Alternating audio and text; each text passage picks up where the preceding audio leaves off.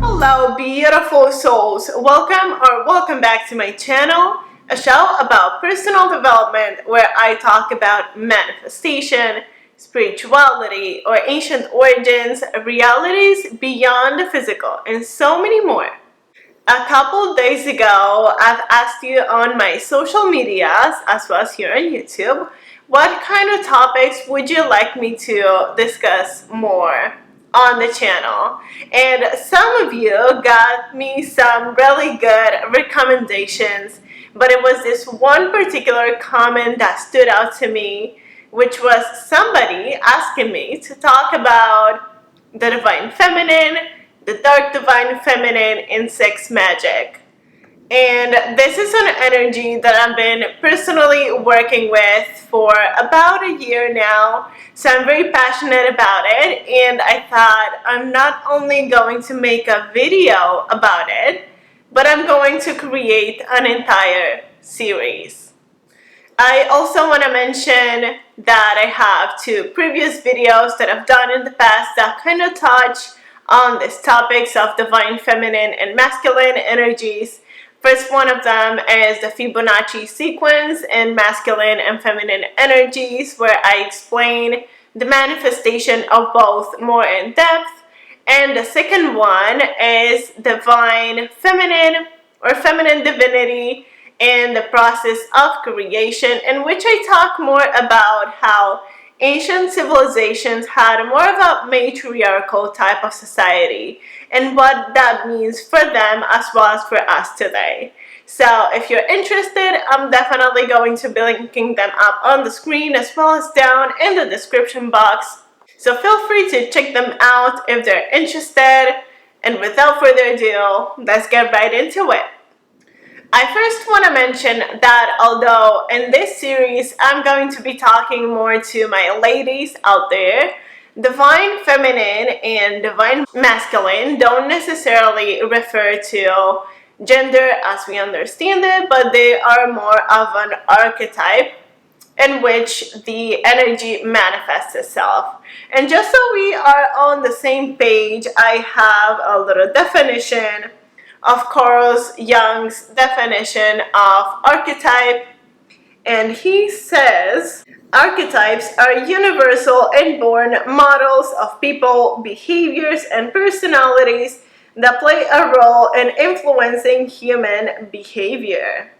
And his theory suggests that these archetypes were archaic forms of innate human knowledge passed down from our ancestors. And I really want to point out the last part of the definition that says they are archetypes passed down from our ancestors. Because the divine feminine, as we understand it today, has been very distorted through the ages. In this video particularly, I want to talk more about the repression of the divine feminine and the reclamation of it, because I really want to highlight the situation that we are living in today and how we perceive this divine feminine before I get more in depth into how to actually embody it. So to give an example so we can all understand what I mean, when we are taking a decision in our life, most of us have been conditioned to guide us based on our analytical mind, what we rationally think about the situation and what would make the most sense, which in itself is a very masculine energy. It's very divine masculine in the sense that it's very organized, goes from point A to point B, is very structured type of thinking, compared to a more divine feminine type of thinking, which would be you connecting with your body, trusting your emotions, recognizing your emotions about the situation, and trusting your inner knowledge and your intuition, which you would be basing your next actions. As we all know, the second option from the both has been more repressed within our society, in the sense that we believe that intuition is not something real, that it's not something that we should trust. Many times, many people actually don't even know they have an intuition. There is this belief that is something separate from you or something that you have to achieve, when in fact what we have to do is really connect with our inner divine feminine and allow this energy to manifest itself. But this divine feminine doesn't only manifest itself in ways of thinking, but we also see it manifested in behaviors within our society. As we know, there are so many conflicts and so many wars going on within our societies, which is also a very divine masculine type of energy. It's very chaotic, it's very action driven.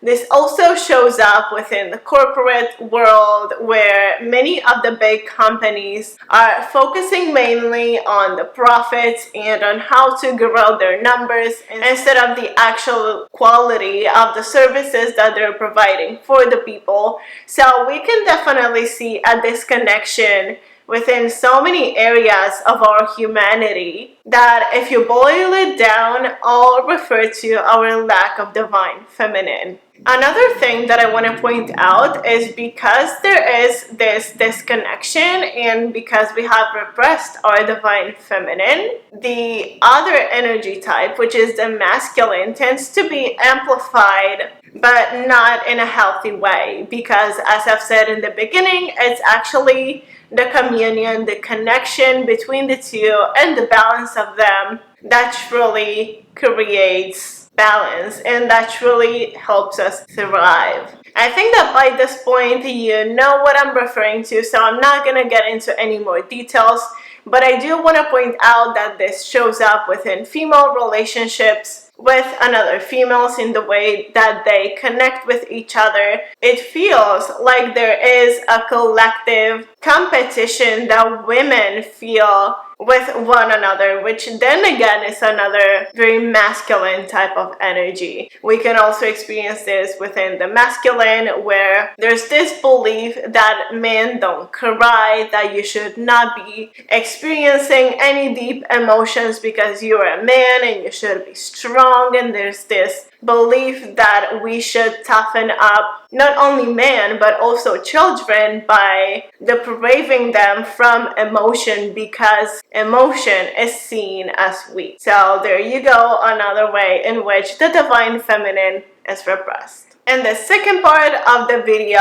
I'm going to be talking more with my ladies here on the channel, but I do want to mention that I'm creating another playlist that you can find now under the playlist section, in which I'm going to be adding different TED Talks or videos or different types of information that I find interesting and that I would like for you to see as well. So if you're ever interested in something or are curious about something, you will now be able to find that playlist. And so now that we got that out of the way, I want to talk more about how do we actually embody our divine feminine and how do we recognize it in the first place. Because I personally believe that since it's been repressed for so long and there's such a deep disconnection, sometimes it becomes a little bit difficult for us to become aware of how that actually looks like, how that actually manifests, and how do we embody our divine feminine. And so I want to make a book recommendation, which I'm sure by now you have seen all over the internet, has been at New York Times best-selling books that I have been reading and rereading now, as I find it very helpful, especially relating to the divine feminine, to our relationship as females with our bodies and with our sexuality. And the book is called Pussy. I hope it's focusing. But yeah, it's called Pussy, a Reclamation by Regina Thomashower. I'm going to be linking it down in the description box if you're interested. but it really talks about past female courtesans and how the art of the divine feminine and femininity in general has been practiced in the past, how we can reclaim that. It talks about her relationship with the divine feminine, as I said, and it shares a little bit from her encounter with the divine feminine. And it really called my attention because I had a very similar experience in the past that I've been talking a little bit about on my social media. If you want to check that out, my Instagram is at Andrea's Universe. You're going to be seeing that highlighted on my profile. But yeah, this book I think is a really great place to start and connect with yourself. It goes really deep into us as females connecting with our bodies. And what's more feminine than our pussy? Because many of you, as I say the word pussy or as I recommend this type of lecture, some of you might feel this tension, this resistance, or this uncomfortability within your body. Because within our society, pussy is seen as something inferior, is seen as something dirty. There's many expressions as well in the English language which make use of the word pussy in a derogatory way, which just goes to show our relationship with our divine feminine, especially as women. And I think that is the first red flag that should be calling out to us and that we should be working on collectively.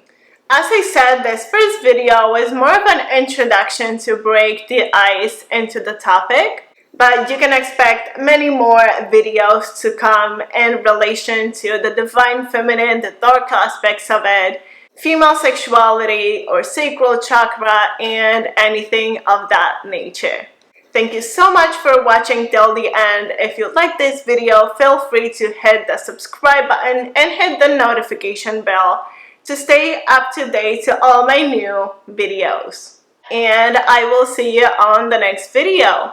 Until then, much love.